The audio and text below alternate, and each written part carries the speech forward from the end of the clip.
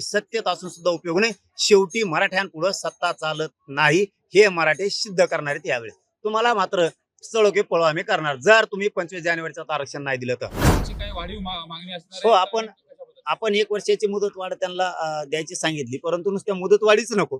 त्या समितीनं काम करून त्या नोंदी शोधल्या पाहिजेत, रेकॉर्ड शोधला पाहिजे.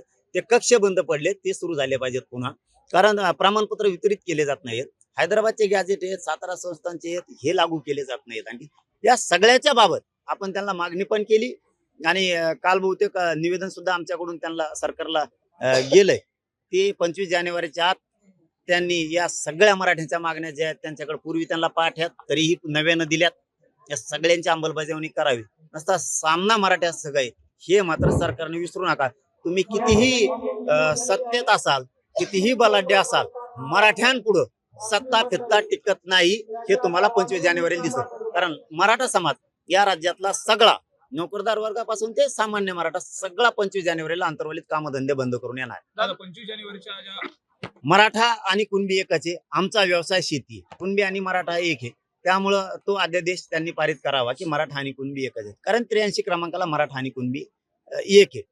आणि हैदराबादचं गॅजेट आहे, सातारा संस्थांचं गॅजेट आहे, बॉम्बे गव्हर्नमेंटचं आहे, औंध संस्थांचं आहे. या गॅजेट तातडीनं लागू करायचे. कारण हैदराबादच्या गॅजेटमध्ये मराठ्यांच्या कुणबी नोंदी आहेत.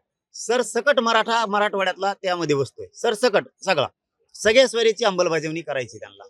त्यांनी शिंदे समितीची मुदतवाढ देऊन शिंदे समितीला रेकॉर्ड शोधायला लावायचा, कक्ष स्थापन करायचे, त्याला मनुष्यबळ द्यायचंय, अभ्यासक पण द्यायचे, मोडी लिपीचे, उर्दूचे, फारसीचे हे अभ्यासक पण द्यायचे.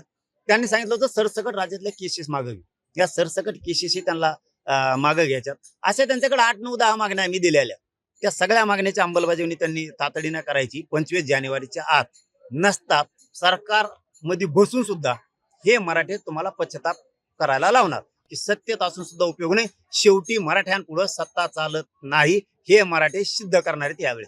तुम्हाला मात्र चळोके पळो आम्ही करणार जर तुम्ही 25 जानेवारीचं आरक्षण नाही दिलं तर.